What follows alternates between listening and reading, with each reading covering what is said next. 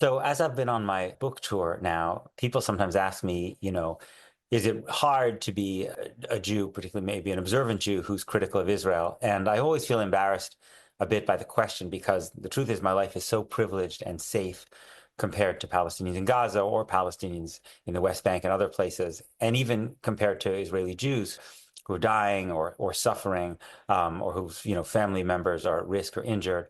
And so my problems are just minuscule. It is true that I've lost some friends, as I document in the book, but I still have a beautiful place to daven, to pray, people who are willing to study Jewish texts with me despite our political differences. And if I've lost some members, people in the Jewish community who are not interested in being my friends anymore, I also feel like I've gained a kind of a moral community that I could not have imagined, which includes many, many Palestinians and people from all different backgrounds. And what I mean by a moral community is people who simply believe in the preciousness of all life, all Palestinian life, all Israeli Jewish life, and refuse to be drawn into a politics of inhumanity, a politics of cruelty, regardless of what happens and regardless of what is done to their side. And those people are my heroes. And I feel like that's what I think of as my moral community. I want to give a couple of examples of that in the last few days in the wake of the terrible news about the Bibas family, the terrible way in which they were returned, kind of paraded around, and the news that that the person who was initially said to be their mother, Shiri Bibas, was not her. And the first person I want to quote is my friend Mohammed Shahada, who wrote after that, our principles, he's talking about the Palestinian freedom struggle. He says, our principles should never be contingent on the behavior of our oppressor. This is from Muhammad, someone who, as I document in my book, lost his best friend in a terrible, terrible way during this war, who has lost so many relatives, whose family has suffered so much in Gaza. And yet he condemns what Hamas has done. He's done it consistently. He did it again in terms of their treatment of the Bibas family and the dead Bibas children, because he says that the Palestinian struggle must hold itself to a higher moral standard. The second is my friend Khalil Sayegh, also from Gaza. Khalil wrote about the way the Bibas family dead children were paraded. He wrote, I opened my Facebook account where my friends who live in Gaza are, and found many condemning Hamas's parade of kids' coffins. Most of these friends have endured the horror of the genocide and lost family members. I turn to X and find warriors from the West doing whataboutism. So Khalil is himself from Gaza, and he has it within him, despite everything, to condemn Hamas, even though some leftists in the West who haven't suffered in that personal way at all are making excuses for what Hamas has done. And just to understand the significance of what Khalil is able to say here, it's not only others in Gaza who have lost their closest family members, but himself as well. His father, Jerry Sayegh, died because of medical neglect and lack of access to medicine and hospital when the Holy Family Catholic Church, where he was taking refuge, was besieged. And I want to quote what Khalil wrote after his father's death, about his father, Jerry Sayegh. He wrote, my father always taught me to love everyone, forgive, and never give desire for revenge space in my life.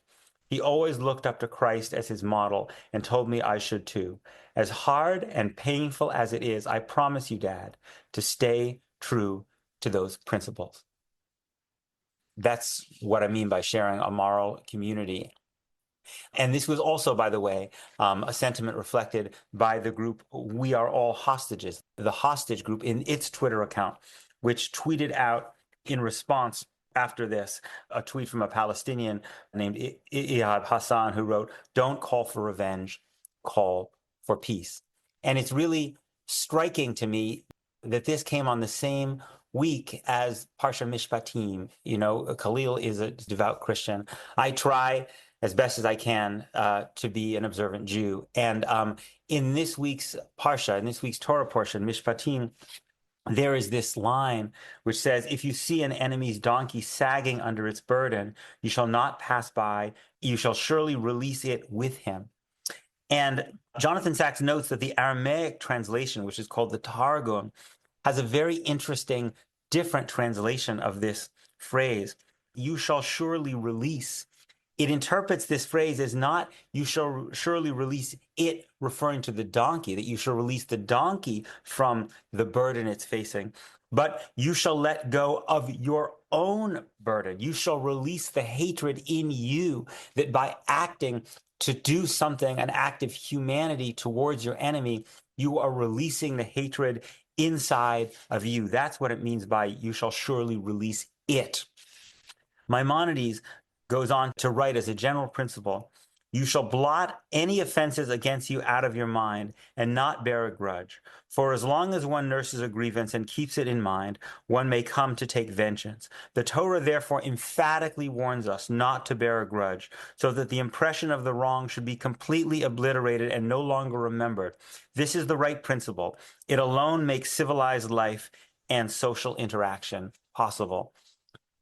This is such a precious and important and fragile message now, in the wake with the possibility that Israel seems poised to not go further to a second round of a hostage deal, despite the fact that that's what the hostage organizations want, but to launch a more aggressive war, a war that is more explicitly aimed at the mass expulsion of Palestinians in Gaza. And it has filled me with horror to see the way in which people with great prestige and credibility in Israel and the United States, people who are not associated with the far marginal right, but people in the center of our community, people who can walk into Jewish institutions and be respected and dignified and feted, have in recent weeks jumped on board this idea of mass expulsion. And I want to just quote one. I usually don't quote people by name, but I just want to quote this. And you can think about this in contrast to Khalil Sayegh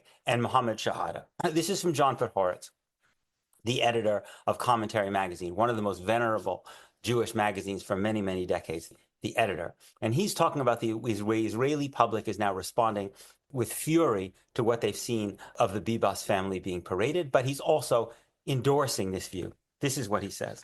This is from the Commentary podcast, and I'll link to it. The hell with Gaza. The hell with everybody who lives in Gaza. The hell with it. We don't care. Stop talking to me about humanitarian aid. Stop talking to me about the suffering Gaza people.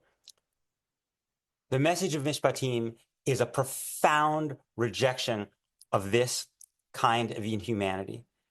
Khalil Sayegh's life, Mohammed Shihada's life, even though they have endured and their families have endured 1,000, 1,000,000 times more than what John Podhoretz has living on the Upper West Side of New York, they can bring it to themselves to reject inhumanity, to reject cruelty, to recognize that all human beings, all Israeli Jews, all Palestinians, the Bibas family, Khalil Sayegh's father, they're all created in the image of God. Their lives are infinitely precious. It's people who believe that who are my moral community. That's the moral community that I take faith in that will bring us to a better place.